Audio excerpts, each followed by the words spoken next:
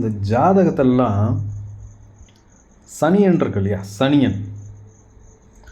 இந்த சனியனை நீதிபதி அப்படின்னு சொல்லுவாங்க.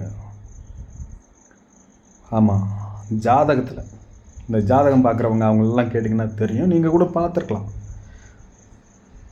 சனியனை நீதிபதி அப்படின்னு சொல்லுவாங்க. ஏன்னா அந்த சனி அப்படிங்கிறவர் தான் கரெக்டாக ஜஸ்டிஃபை பண்ணி அதுங்க அந்த என்ன தப்பு பண்ணுறாங்களோ அதுக்கேற்ற தண்டனையை கொடுப்பாரு, அந்த சனி நடக்கிறப்ப கொடுப்பாரு அப்படின்னு சொல்லுவாங்க.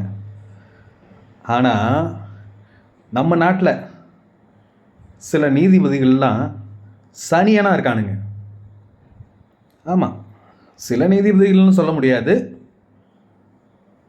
99% நீதிபதிகள் இந்த நாட்டுக்கு பிடிச்ச சனியனங்களாக தான் இருக்கானுங்க. எதனால் அப்படி சொல்கிறேன்னு கேட்குறீங்களா? என்னடா ஒரு நீதிபதி பெரிய பதவி, இந்த ஒரு பதவிக்காகலாம் மரியாதை கொடுத்துட்ருக்க முடியுமா? அந்த பதவியில் இருக்கிறோம் அப்படின்னா அதுக்கான வேலையை செஞ்சால் தான் மரியாதை கிடைக்கும். ஒருத்தர் தெருவை பெருக்கிட்டு இருக்கிறாரு, கூட்டிகிட்டு இருக்கிறாரு அப்படிங்கிறதுனால அதெல்லாம் ரொம்ப கேவலமான செயல் அப்படின்றதுக்காக அவரை மரியாதை குறைவாக பேசணும்னு அவசியம் இல்லை. அவருடைய வேலையை சரியாக செய்கிறாரு, தெருவு சுத்தமாக இருக்குது, அவருடைய வேலையை தெளிவாக செய்கிறாரு, அவரை மரியாதை கொடுத்து அவருன்னு சொல்லலாம், போட்டுடலாம். ஆனால் இவனுங்க என்ன பெரிய பதவியாக இருந்தாலும் அதுக்காகலாம் மரியாதை கொடுக்க முடியாது. என்ன அதுக்கு மரியாதை கொடுக்கணுமா? ஐயா கொஞ்சானு கூப்பிட்டுருக்கணுமா? அவன் வேலையை ஒழுங்காக செஞ்சால் மரியாதை தானாக தேடி வரும். ஸோ எதுக்காக இப்படி சொல்கிறேன் அப்படின்னா, அந்த அளவுக்கு வெறி கோவத்தில் இருக்கிறேன் இந்த நாட்டில் நடக்கிறத பார்த்துட்டு. அசாமில் இப்போ மட்டும்தான் நடக்குதான்னு கேட்காதீங்க, இதெல்லாம் நடந்துக்கிட்டே இருக்கு. ஒரு 14 வயசு பொண்ணு, 14 வயசு பொண்ணுன்னா ஒரு 14 வயசு பொண்ணு, சின்ன பொண்ணு, 3 பேர் சேர்ந்து பாலியல் வன்முறை பண்ணி அந்த பொண்ணுடைய உறுப்பில் இரும்பு ராடை உள்ளே விட்டு கொடுமை பண்ணி சித்திரவதை பண்ணி அந்த பொண்ணுடைய தலையில் மண்டவோட நொறுங்கி நசுங்கி போகிற அளவுக்கு அடித்து கொலை பண்ணியிருக்கானுங்க. 2026 ஆகஸ்ட் மாதம்.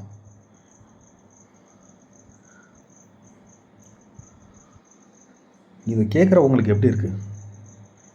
எனக்கு இது கேட்கும் போது அவனுங்க இந்த 3 பேர் எவடா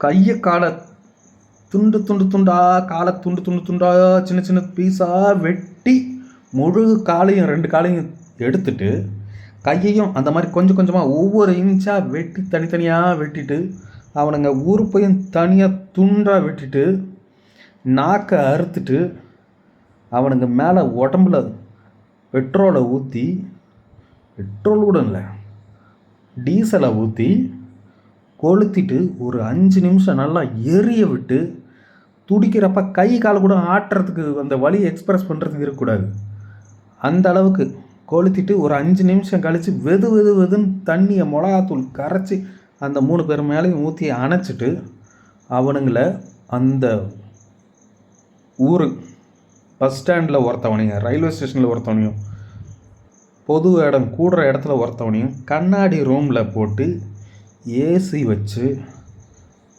டெய்லி ஒரு வேளை சாப்பாடு கொடுத்து தண்ணி கொடுத்து அவனுங்களை ரொம்ப வருஷம் உயிரோடு வச்சுக்கணும்.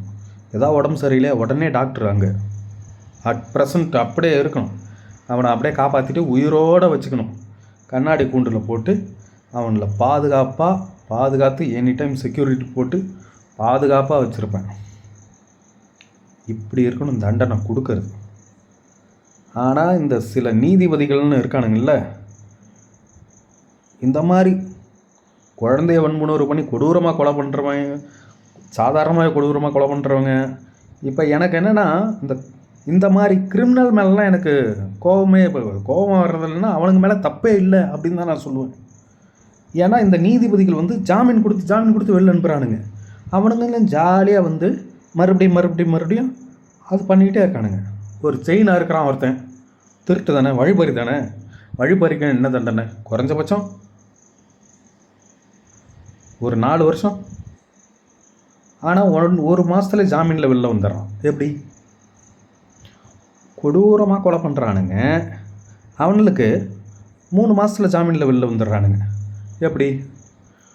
பாலியல் வன்புணர்வு பண்ணி குழந்தைகளை கொலை பண்ணி இருக்கானுங்க, ஃபோக்சோ கேஸு, 1 மாதத்தில் ஜாமீனில் வெளில வரானுங்க. எப்படி தான் ஒருத்தன் தெலுங்கானாவில் ஜாமீனில் வந்து அந்த பொண்ணை மறுபடியும் ரேப் பண்ணி கழுத்தை அறுத்து கொன்னுட்டு, அவன் பொண்டாட்டியும் கொன்னுட்டு, அந்த பொண்ணுடைய அப்பா அம்மா பாட்டி 6 பேரை கொலை பண்ணியிருக்கான் ஒரே நைட்டில். ஃபோக்சோவில் பாலியல் வன்முணர்வு பண்ணி அரெஸ்ட் ஆனவன். இவனுக்கு எப்படி ஜாமீன் கொடுத்தானுங்க? அப்புறம் ஹைதராபாத்தில் ஒரு 35 வயசு குடும்பஸ்தன் ஒரு ஆள், அவனை இன்னொருத்தவன் போதை போட்டவன்லாம் இது கொலை பண்ணணும் அப்படின்லாம் இல்லை. இந்த நாட்டில் தண்டனை கிடையாது, ஜாமீனில் விட்டுருவானுங்க. ஏன்னா இந்த நடு ரோடுங்க, தெருவில் இளநீ வெட்டுற கத்தியை வச்சு அவனை வெட்டிக்கிட்டே இருக்கான். ரோட்டில் அவ்வளோ ஜனம் நிற்குது, பகல் டைமில் வெட்டிக்கிட்டே இருக்கான். அந்த வெட்டினவன் இருக்கான் இல்லையா, அவன் மேலே ஏற்கனவே பல வழக்கு இருக்கான். அவன் எப்படி வெளில சுதந்திரமாக சுற்றுறான்? அப்போ அவனுக்கு தண்டனை கொடுக்காம இருக்கிறான்னா அப்போ அந்த நீதிபதி வேலை செய்யறதில்லைன்னு தானே அர்த்தம். வேலை செய்கிறதில்லைன்னு அர்த்தமா?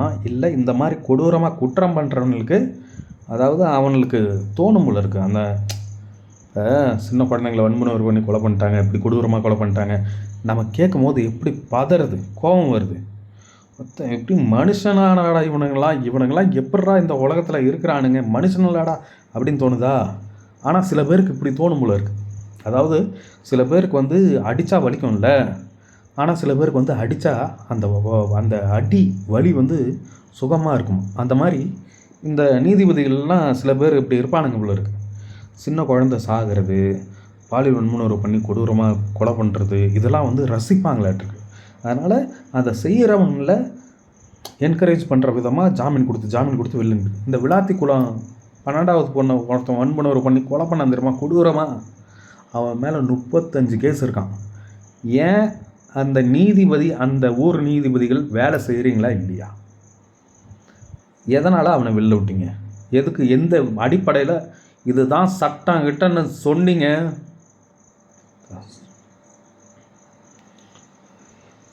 நானும் எவ்வளோ சரி கோவப்படக்கூடாது, அவங்களாம் பெரிய பதவியில் இருக்காங்க, அந்த பதவிக்கு மரியாதை கொடுக்கணும் அப்படின்னு ரொம்ப. நாட்டில் சின்ன குழந்தைங்களுக்கே பாதுகாப்பு இல்லைன்னா ஒருவேளை எப்படி இருக்குமோ? நீங்களாம் பயந்தாங்கொழிங்களா? அவனுக்கு இந்த இப்போ கோயம்புத்தூரில் கிணத்துக்கடவில் 2 பேர் அவனுங்க ஃப்ரெண்டாக, அவனையே போதை போட்டு வெட்டி துண்டாக வெட்டிட்டு ரீல்ஸாக வேறு எடுத்து போட்டிருக்கானுங்க. அதாவது பயங்கிறதே இல்லை. சட்டம்னு ஒன்று இருக்குது, கோர்ட்டுன்னு ஒன்று இருக்குது, போலீஸும் இருக்குது. போலீஸ்காரங்க எவ்வளோ தான் கஷ்டப்பட்டு நாய் மாதிரி அலைஞ்சு திரிஞ்சு குடும்பத்தெல்லாம் விட்டுட்டு போய் அங்கேயும் இங்கேயும் அக்யூஸ்டை பிடிச்சி கேஸ் போட்டால் கொண்டு போய் கோர்ட்டில் நிறுத்தினா இவனுங்க வேலை செய்கிறதில்ல, கேஸை எடுக்கிறதே இல்லை. அப்படி யாராவது ஒரு புண்ணியமாக கேஸை எடுத்து தீர்ப்பு கொடுக்குறேன்னு எதாவது தண்டனை கொடுத்தா இன்னொரு தாலி ஜாமீன் கொடுத்து வெளிலன்னு போயிடுறது. அப்புறம் உங்களுக்கெல்லாம் எப்படா மரியாதை கொடுப்பாங்க? எப்படி கொடுப்பாங்க மரியாதை? பொதுமக்களோடைய வரி பணத்திலேருந்து சம்பளத்தை வாங்கிக்கிட்டு நல்லா ஜம்பமாக சாப்பிட்டுட்டு உங்கள் குடும்பம்லாம் சௌரியமாக இருக்கா? உன் வீட்டு பிள்ளைங்கள்லாம் சௌரியமாக இருக்கா? பாதுகாப்பாக இருக்கா? ஏன்னா பெரிய பதவி, எனி டைம் பங்களாவுக்கு போலீஸ் காவல். அப்போ பொதுமக்கள்லாம் இழிச்சு வாய்க்குங்க. அவனுங்கெல்லாம் வந்து ஏதோ என்ன கருமத்துக்கோ இருக்கிறானுங்க நாட்டில் பொதுமக்கள். அதனால் அவங்ககிட்ட இருந்து வர வரி பணம் மட்டும் சம்பளமாக வேணும், வேலை செய்கிறதில்ல. கிரிமினல்லாம் நான் தப்பே சொல்ல மாட்டேன், கிரிமினல்கள் உருவாகிட்டே தான் இருப்பான். ஏன் அவன் வந்து மக்கள்கிட்ட சம்பளம் வாங்குறானா, மக்களுடைய வரி பணத்தில் சம்பளம் வாங்குறானா, அவன் வந்து தப்பு செய்யக்கூடாது அப்படின்னு இருக்கிறதுக்கு அவன் தப்பு பண்ணுவான். கிரிமினல் தப்பு பண்ண தான் செய்வான், அவன் உருவாக தான் செய்வான் கிரிமினல். அவனுக்கு வாதாடுற வக்கீல் அவன்கிட்ட காசு வாங்குறான், அதனால் அவனுக்கு சாதகமாக அவன் பேசுவான். ஆமாம், அவனை கிரிமினலையோ அவனுக்காக வாதாடுற வக்கீலையோ அவன் மேலெலாம் நான் தப்பே சொல்ல மாட்டேன். அவன் மேலெலாம் எனக்கு ஒரு துளி அளவு கூட கோபம் கிடையாது, தப்பே சொல்ல மாட்டேன். அவனுக்கு ஜாமீன் கொடுக்குற பாரு, யாரா நீங்கள்லாம்? வேலை, உங்களுடைய வேலை என்னன்னு தெரிஞ்சதான் சேர்ந்துருக்கீங்களாடா? போடுங்கடா, தலை வலிக்குதுடா. நியூஸ்லாம் பார்க்கும்போது ஒன்று பார்க்கும்போது என்னடா இது நாடு, என்னடா என்ன என்ன இழவுடா அப்படின்னு கேட்டால் அப்புறம் இவனை மதிக்கலை அவனை மதிக்கலை. அதானே, நீ என்னமோ பண்ணிட்டு போ. ஏடா கொலை பண்ணுறவன், கொள்ளை அடிக்கிறவன், தாலியாக இருக்கிறவன், இவன் குழந்தைங்கள வன்முணர்வு பண்ணி கொலை பண்ணுறவனுக்கு, கொடூரமாக கொலை பண்ணுறவனுங்க இவனுங்களே நாட்டில் சுதந்திரமாக சுற்றும் போது என்னடா பண்ணுவீங்க? கர்மம்.